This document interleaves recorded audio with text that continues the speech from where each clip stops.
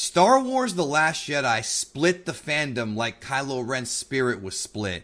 But now we have Star Wars The Rise of Skywalker, J.J. Abrams' apology to the Star Wars fandom. But did the apology actually work? And looking back on this movie, not just now that it's been out for a few days, but also looking back on this film in the future, will it be a satisfying conclusion to the Star Wars, Skywalker saga, or will it be ultimately a failure? We're going to talk about that here on this video. A discussion I'm going to be having here with somebody who loves Star Wars because he knows that it surrounds and binds us, and actually the first Star Wars YouTuber I ever subscribed to. Please welcome back to World of Geekdom, Dash. What's up, man? Can I say greetings, exalted ones? Thanks for having me. I'm always going to remember that, those fond memories of those theory videos before Force Awakens and how much fun we had back then. Man, we'll save this for the other video we're going to record today, but what we were on such a high a few years ago when this whole thing was getting popping, and we had the Aftermath books and the Bloodline, and things were getting exciting. And now I feel like this trilogy, what's crazy about Rise of Skywalker, Dash? I don't think it's the worst movie ever made. I saw your review and you were not happy with it, and I was also not happy with certain aspects of it. But at the end of the day, for this to be the closing chapter of the entire Star Wars saga, it doesn't hit the mark, man. I know those are big shoes to fill, and people say it's impossible, but I kind of disagree, dude. I think it is possible, but I don't think Abrams was the right guy, or at least Abram and Johnson together in this trilogy were the right guys to really put it together. I mean, I 100% agree with you. It was an unenviable task to try and close off a third trilogy, I should say. Right. But also retread some familiar ground, and the way that The Last Jedi went, obviously, JJ tried to A, clean that up, but B, put the button with episode 9. And I feel like it probably should have at least been a two-parter because of the pacing issues, but realistically, I think that JJ is only mediocre at doing reboots. And while The Force Awakens was called a soft reboot of A New Hope, I feel that Rise of Skywalker attempted to do that, to clean up The Last Jedi, to also create a new trilogy and kind of tie it all together with the last two. But then he also did a lot of elements that harken back to Return of the Jedi, and I just feel like he missed. I see what he did. I appreciate that he tried to do it, but it just was out of his grasp, ultimately, in my opinion. I mean, the thing is, people are sitting there and they're blaming Rian Johnson's Last Jedi for Rise of Skywalker being a flop, or not a flop like financially, but creatively. And while I don't disagree with that, I also feel like it's completely unfair because it's Abrams and Terrio, and yes, I know they were on a time limit, but it's their responsibility to make this movie as good as it could possibly be. It's their responsibility to take what Rian Johnson gave them, like what Johnson did, and try to fix it. And there could have been 100 different things that could have been done in this movie. There was plot elements that could have been cut out. By the way, let's talk about this real quick, or let everybody know. Spoilers coming up, okay? So if you haven't seen the movie, go see it, come back, and we'll keep discussing this with you guys. But anyways, I feel like people are blaming Rian Johnson for this movie sucking, and you can't give him all the blame. Yes, he deserves part of the blame. Yes, Kathy Kennedy does too. But ultimately, there was tons of different directions it could have gone, and they went with this movie that tried to do too much. I think he tried to do too much. I think it really felt like... You know what this movie felt like, Dash? It felt like if you ever work at like a retail, or if you work fast food and you're coming in for your shift, and the last shift who worked there before you dirtied up the place. There's food everywhere. There's crap everywhere. And the boss tells you clean this up in an hour. That's pretty much what this movie was, bro. Like, they had to scramble. They couldn't fit everything they wanted to fit in. Obviously, they had bigger plans when Force Awakens happened for characters like the Knights of Ren that we didn't even get a real payoff to. Finn got a little bit of a payoff, with him being Force sensitive, but it really didn't connect as well as I think it should have, and everything just felt very, very rushed. Now, you did not like the movie the first time you saw it. Have you only seen it one time? Correct, yeah. Now, with me, I saw it 3 times, and it does get better. It does get better the more times you watch it because you pick up on certain Chekhov's guns or whatever you want to call them earlier in the movie. You know, there's little hints of things coming up. But ultimately, as a ending to this saga, I think it's a failure. So there's a lot of things in this movie that Abrams tried to do to please the hardcore Star Wars fans. We have to give him credit for this. He did a lot of stuff from the EU Legends. He took a lot of ideas. We saw the Wayfinder was basically a holocron. I mean, that's what it was. People say it's not, but that's what it was. We have the Force Dyad, which is totally from KOTOR. We have like sort of a little bit of the ideas from Dark Empire, like with Palpatine still being alive, and there was rumors of him being a clone, and very unusual stuff. You know, Exegol being like the secret. Exegol's new, but I mean the concept of a secret Sith homeworld has been talked about for a long time. There were ideas here that he straight up. I mean, they straight up took it from, you know, Legends. Even like the visual dictionary, right? The visual dictionary also did, you know, added a bunch of stuff from Legends, but was it enough? Like, was it? Did you feel like you were being pandered to? Is my question. Like, as a hardcore Star Wars fan. So one of the things that I did notice from that, outside of the Legends, which I'm always grateful for when executed well, is that there was hardcore pandering, and my biggest problem, and it actually goes, it straight relates to the biggest problem I find with this film, and that is the pandering was what I guess George Lucas called poetry, where everything was cyclical. It would cycle back. This film decided that the culmination of Return of the Jedi, the death of the Emperor, was not the end of the Chosen One's journey. Therefore, and I think in error, JJ decided that he would redo the Chosen. He would have put an end, like an extension on it, and Rey would have to fulfill what Luke and Anakin could not. So by definition, there was a lot of harkening back to old lines. Palpatine was straight spitting facts like he was in Revenge of the Sith. It was peppered throughout, and you could tell the pandering moments. But again, JJ just shot straight through this film. It's such a blur where you felt like maybe these should have been two films. But so those are my 2 answers to that question. But just to harken back to what you said about somebody cleaning up the mess of somebody else, you got to realize, not just you, but I think people in general, when you look at the enormity of the Marvel Cinematic Universe and 3 phases that had the culmination of Infinity War and then Endgame, which had a plethora of different directors and people using their own flavor. I mean, Thor 2 and Thor 3 Ragnarok couldn't be any different, and yet they tied it together beautifully. Infinity War ended with the old, hero's journey being turned on its head, where Thanos was actually the hero of that story. It was subverting expectations, but done right. So I think there's a saying on my wall that says, when the going gets hard, it's not failure until you blame. Now, my only contention with any company is you don't have the right to blame fans. Fans are the best litmus test. They are the best barometer if your content is good or bad. That's it. They are the true justice in the chaotic landscape. They vote with their money, and if it's hot, it's hot. If it's not, accept it. And so Disney blaming the fans, backpedaling, all of this really scaly, greasy tactics to basically pass the buck. Rian Johnson, Kathleen Kennedy, JJ, I don't care.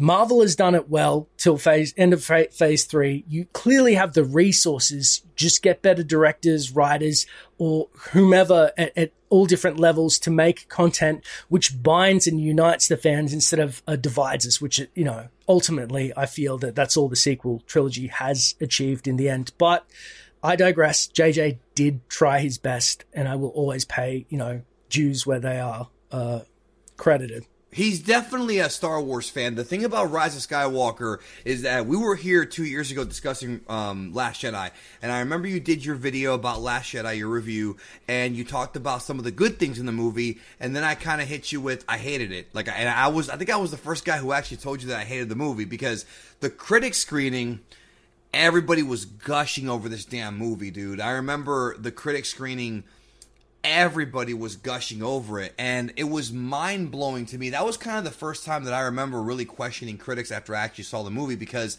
you know, again, I am a movie fan. I love films, and I'm not a cinephile on the level of some people, but I do love movies, and even I can point out a lot of errors in Last Jedi. But we were talking about, like, you know, how I had told you I hated it, then you kind of turned and realized how bad it was. And I feel like Abrams, so they're sitting there and they're blaming the fans or whatever. They're saying the fans didn't accept what Johnson wanted to give them. But yet Abrams in this movie panders to those same fans. Like, you can't sit there and say that you're mad at the YouTubers for making these, you know, and I'm talking about the good YouTubers, the ones that have actually broken down the actual errors with this movie, not just the hate channels, the ones that have actually talked about Last Jedi's problems in detail. You can't just, you know, turn and say, well, you know what, it's pander to them now. Like, no, you just have to tell a good story. And I think when I watched the movie the second and third time, Dash, there is a good story inside this movie. There is Rey's hero's journey in this movie. It's crazy. This movie could have been its own trilogy, because I do feel like Rey's hero's journey is more effective in this movie than the previous two. Because in this movie, not only does she actually lose the fight to Kylo Ren, but she's actually... Is she a Mary Sue still? Probably. But she's actually showing more vulnerability than she ever did before, because Kylo had her beat. And then earlier in the movie, she was, you know, kind of back to how she was in Force Awakens, trying to find out her heritage. So she became a more sympathetic character for the first two beats of this movie. In the third act, it was a little bit different, but the first two acts, I found myself kind of liking her again. And Daisy Ridley's great. Daisy Ridley is really, really good at playing this character. But by the end of the movie, Dash, man, it felt so disrespectful. Like, I understand they're trying to pay tribute to Skywalkers by having her bury the lightsabers, you know, where Anakin was essentially born and all that stuff. I get all that, right? But having a Palpatine say they're a Skywalker, I understand what he was going for, but it just doesn't work, because the Skywalker saga is about family, and again, she's a family too, but it's the Palpatine family. But it just, to me, like, having a Palpatine beat a Palpatine, to me, is less effective than having a Skywalker beat a Palpatine, because this has been a family feud that's been going on for generations now with Palpatine. And I don't know, man. I feel like Ben Solo should have had a bigger impact in that finale, honestly. I think, to touch on your points, there was a lot of nostalgia baiting, and nothing more metaphorically apt to me on screen than Palpatine being hooked up to life support, as if Disney had resurrected him like that, shoved some, you know, needles in his spine and been like, get up, Palpy. We don't want to have to use you anymore, but we got to please the fans. Then to see a whole enclave of these chanting zealots, which you never see their face at all, that seem to represent the Star Wars fandom, us old school fans, how they're worshipping Palpy, and when he gets killed, that Rey, the new Disney starlet, the real chosen one, blows up all of the zealots and neophytes with her force powers by just crossing her sabers. Like, yeah, it was really, and then Palpatine being the idiot and firing force lightning again. Like, dude, do you have any other powers? You sucked out their soul early, like a few seconds earlier. It was returned. Right? It was returned. So that's my contention with JJ. He did three things. First thing is, obviously, he tried to fix the mistakes of TLJ. Second thing is that he wanted to obviously bring a new trilogy on top of the first two, and somehow annex Rey into that story. So we folded her in, but it didn't work. But the third thing was Palpy. Everything that happened was just return, but bigger. They were like, oh, Palpy shoots lightning. Well, now he can shoot it at ships in the sky. But the upside down lightning, that should give you a visual indicator that maybe lightning's going to shoot. Like, it was so on the nose. I'm like, bruh, dude. Or instead of Ewoks, they had the old First Order troopers who were riding those animals, and, you know, the Final Order officers were like, that, you know, jam their speeders. Wait a second. They're using animals, but nature can't beat technology. And I'm like, get out of here. This is return. So, I mean, it was so on the nose. And I think, to your other point with Rey and her not being a Mary Sue, I think that they tried to humanize her in some elements, but her power levels, if we're going to go Dragon Ball, are so inconsistent. I'm a straight shooter. I like to see somebody with a scouter and go, he's 9,000, they're 8,000. There is a weird contention of how they're going to do it. And there's that moment of suspense, the suspension of disbelief of, oh my God, how are they going to pull it off? Rey, if you notice, in her Jules versus Kylo goes toe to toe. And I will accept, because of their KOTOR-esque bonding dyad in the Force, let's say they're equals in the Force, raw power. Kylo Ren was, number one, a Jedi killer. Number two, trained by Luke Skywalker for years. He should be her better in that aspect. So if she saves her shit, it should be due to the Force and nothing else. But every single fight they had until he bested her at the end, she was holding her own. And that shouldn't technically be happening. He should be Vader versus Luke in Empire, where he's just batting her away and having fun with it. Maybe he was holding back a little bit, but I feel like Rey still stepped into those Force powers. How did she just miraculously know Force heal against the scariest snake I've ever seen in my life? Well, they did explain that in the visual dictionary, that she learned that from the books. They did explain that. But again, that's the visual dictionary, not the movies. We shouldn't have to buy books to explain things for the movies. Now, again, they don't have to explain everything. I'm not mad at them not explaining everything, but the deaths speak in the crawl, and then all of a sudden Palpatine's alive, and they're over here theorizing, like, how is he alive? Well, Sith occult magic and cloning or whatever, like, we're not even sure if that was his original body or not, like, but it was, because when he sucked out their soul, he went back to his Revenge of the Sith look, so it definitely was his original body. You know, that was just weird. But to your point about the scaling, it was inconsistent throughout the entire movie. Palpatine's able to lift up an entire fleet of stormtroopers with the Force, but he has problems dropping one on Rey. You know, like, stuff like that is weird. Like, why is Kylo Ren having trouble with the Knights of Ren, and we can just use the Force to just knock them off the planet? Like, there's so many questions and so many, like, conveniences. Like, it's poorly written. It's a very poorly written movie. Inconsistencies. You know, it is. I think, like, okay, in Battlefront 2, Star Wars Battlefront 2, canon, one of Emperor Palpatine's first tenets or orders when he passes is Operation Cinder, which the Empire basically just kills itself. It does a mass execution of Imperials. Then learning that Return of the Jedi, he wasn't actually dead. Why would you get rid of the remnants of the Empire if you were going to start again? Wouldn't Operation Cinder be go to Exegol and wait orders? And then you have other problems. Like I said, if it was a two-parter and JJ had more time to break it down, let's say the first part of Rise of Skywalker, there's no Palpatine, there's no speaking of him, and it's still believed that this is all due to Snoke. Then the start of the second film starts with this crawl, and you're like, wait a second, what? And then you find, we get a flashback. Palpatine's falling into the reactor. He does some Sith magic and it portals him out, but he's been like ripped through time. Let's say like the dark side, like there's a price and his body's being ripped apart on an atomic level for 30 years. That's the price he paid to survive. And then he appears in a Sith temple on Exegol, just all gnarly, and gets, you know, he calls out to his dark side agents and they're like, hook him up on life support, and he's just full of hate because he's just been burnt up for 30 years. I would swallow that versus, oh, it's just the dark. Like, he says the same line from Revenge of the Sith, and I'm going to swallow that pill. Get the fuck out of here. Like, this is crazy. And it was weird. It was weird because he says, I've already died. So it's almost implied that he died and the Force brought him back to life, which is more of a light side thing than a dark side thing. 100%. I mean, look, Plagueis was doing it in some gnarly scientific ways, and he was bringing mitochondria back. But that's science. That's like if a science strapped you to a chair and he was, you know, pumping you full of different stuff. And I mean, even in Legends, when creating Anakin, that was a dark side ritual. I know that they've said that basically Palpatine has imprinted Shmi in canon. That's a new comic that came out. Okay.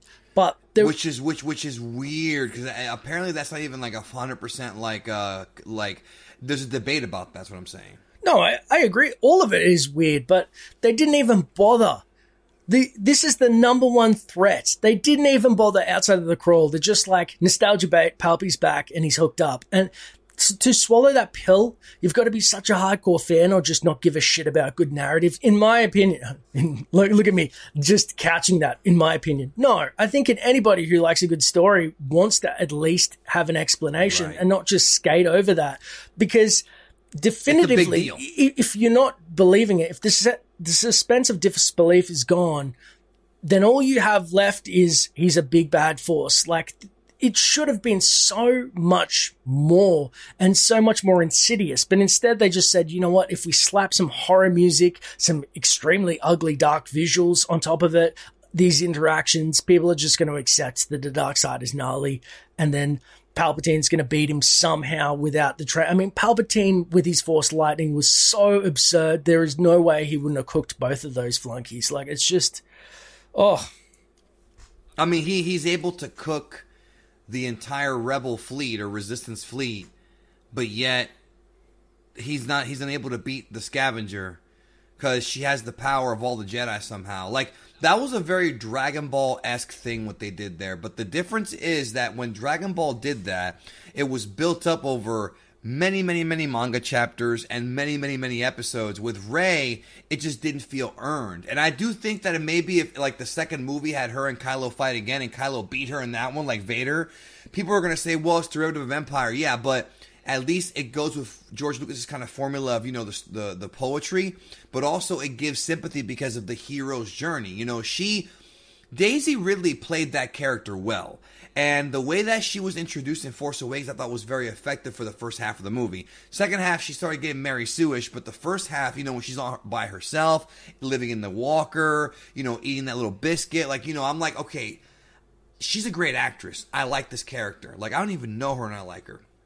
Her beating up on Finn, but in this movie, she's all like, she's a badass in this movie. There's good shit to enjoy in this movie, but at the same time, like, her going so far as to be the next Skywalker in name and to beat Palpatine, that's not how I would have ended this movie. I feel like she should have had her journey and not gone to the dark side, like Luke's journey.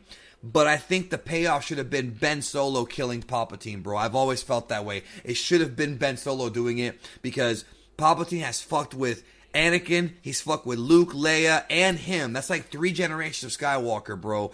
It's in his birthright to take this dude out once and for all and do what Anakin did and really become like Anakin. And I feel like what should have happened was during their little lightsaber struggle or whatever, Kylo should have come up from behind with his red lightsaber. We should have kept it somewhere. Maybe even one of the blue ones. I don't know.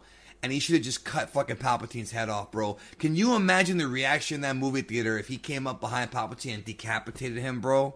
See, that's how you end the saga. He could even die afterward if you want. Yeah, but I would have gone for something close.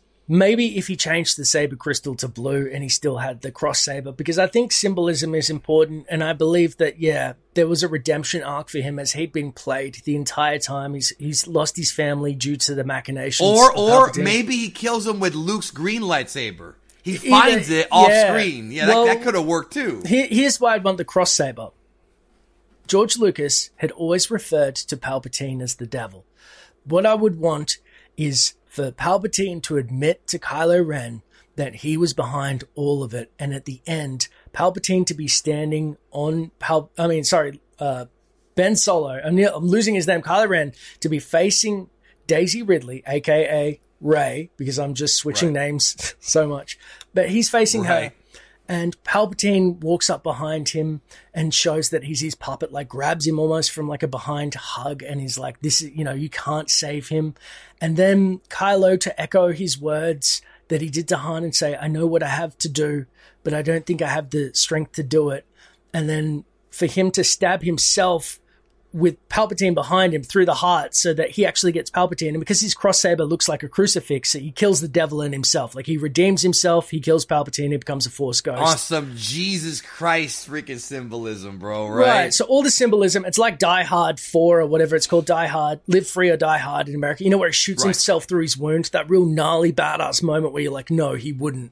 If he did that, I would be out of my chair just being like, holy shit. But they could, as you said, so many things Rey had weren't earned. And I'm not against the Rey character, but I am against, I'm all about humanity. I love the underdog. I love people suffering and then having that hero's redemption and not knowing if they're going to make it. Even when I watched A New Hope, I still wonder if Luke's actually going to make that shot, because he shoots like up and then it goes in. Like, the Force was definitely with him on that one.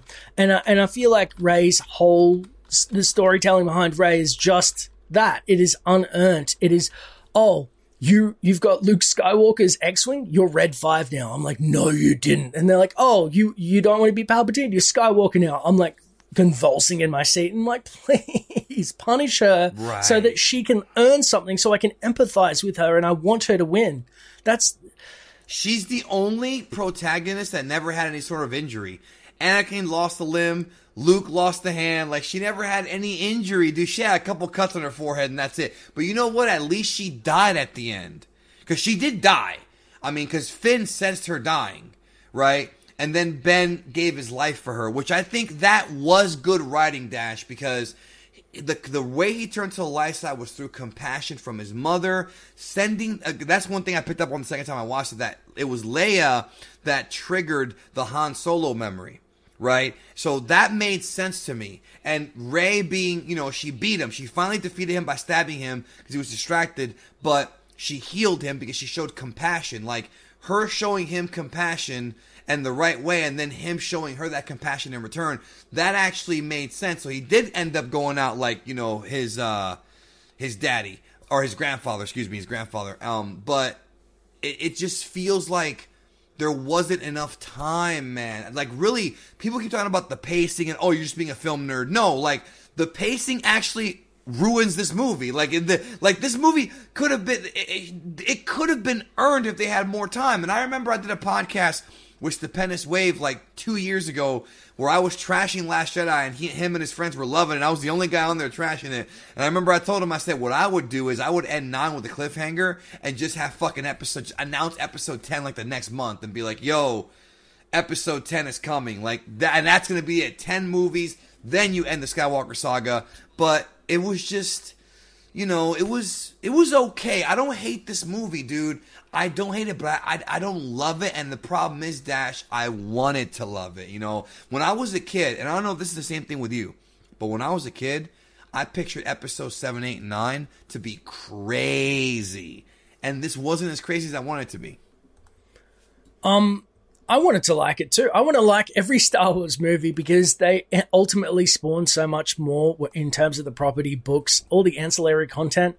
So I went in it just being like, as soon as I saw Campia hating on it, I was like, please let me like it just so that I can I can be anti the critics.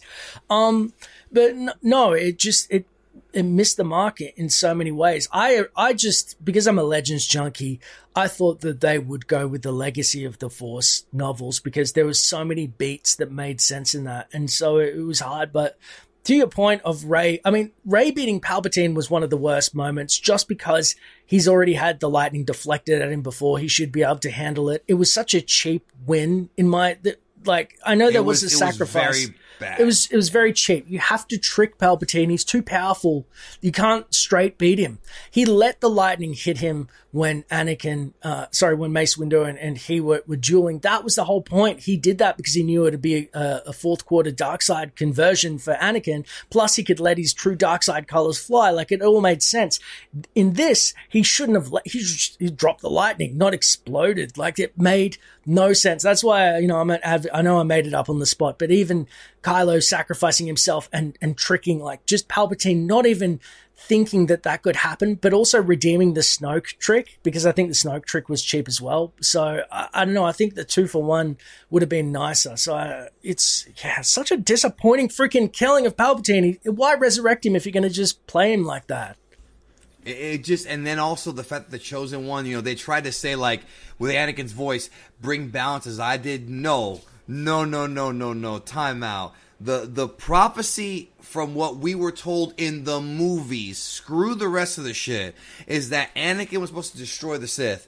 You didn't get the job done, buddy. He survived. And there's people defending this, saying, oh, evil goes down, but it comes back. Yeah, but it didn't have to be Palpatine. It could have been a Dark Jedi. It could have been another Sith Lord. It could have been anything. It could have been clones. The death of the Sith should have been the death of Palpatine, ultimately. And it was in this movie by another Palpatine. I don't hate the decisions made that much, but it could have been done so much better, and I think it was a big letdown. I don't know, man. I feel like the sequel trilogy is going to, at the end of the day, be looked at as, in my opinion, a creative failure because they had no leadership. Like, Kathy Kennedy, any interview I've seen with her, and by the way, Dash, as you know, I'm not a Kathy Kennedy, hate channel. There's plenty of those on the internet right now, but I definitely will agree with them in that I've never heard an interview with her where she's actually talked about Star Wars where it's anything insightful. Like, she doesn't come off as somebody who actually knows Star Wars.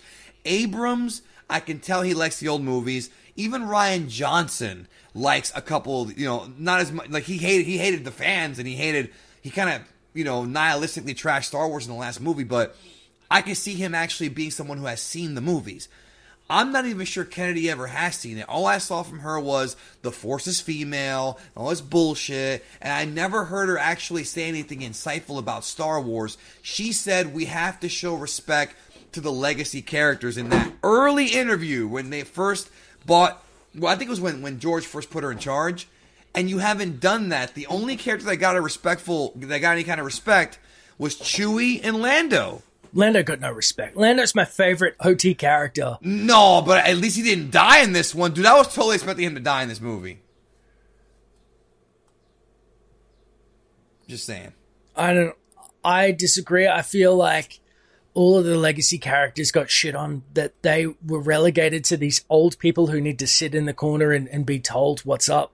Right. Dude, what about the fact that Maz gave Chewie the medal and I was like, fuck you. Like, I know fans would complain about him not getting the medal in New Hope, but nobody cared about that for this story. That's because JJ got so much heat. That was his own Easter egg. And I was like, okay, JJ, I get it. Like, you can have that one. I feel like I'm such a Carrie Fisher fan as well, so the two characters I really so is love Abrams. So is Abrams. I'm not saying that he's not, but to your point of story being choppy, he worked with what he had, and they should have killed her character. Rest in peace, Carrie Fisher, in The Last Jedi, as Kylo's gone further down the dark side, so his redemption is more potent. Whatever, because her just being like, you need to see this video, I'm going to go take a nap. Like, it almost felt like they were nostalgia baiting Leia, and I get it, she's passed, but because the footage was so choppy, like, don't insert her as a main player in the story arc, because it just came off as stunted. Like, you could tell the parts that they kind of sewed together. To their credit, they had a lot more footage than I thought they would, but I mean, the Rey being like master and all that stuff, I'm like, okay, what's the culmination of this going to be? Oh, Leia's taking a nap like Yoda, she's gone when Kylo does, and I'm like, God damn it, don't play. Like, Leia would be fighting to the end. There's no way she's going to take a nap and fall down. And like, all the people around her were used to signal. Like, she's just, one moment she's standing there, they're like, uh-oh, she looks tired. And I'm like, oh, please don't do this. Please don't do this. And then Mascanata says, oh, well, she's using the last bit of Force energy to redeem her son. Why didn't she do that in the last movie? Why didn't she do it in Force Awakens? When she was about to be sucked into a vacuum, she's like, maybe I should use the Force to redeem him. Nah, I haven't been in space for a while. I gotta go have a cool flyby. Or Dash, I've said this on every single stream I've done with other people. What about the fact that we find out that Palpatine has been inside of Kylo Ren's head the entire time?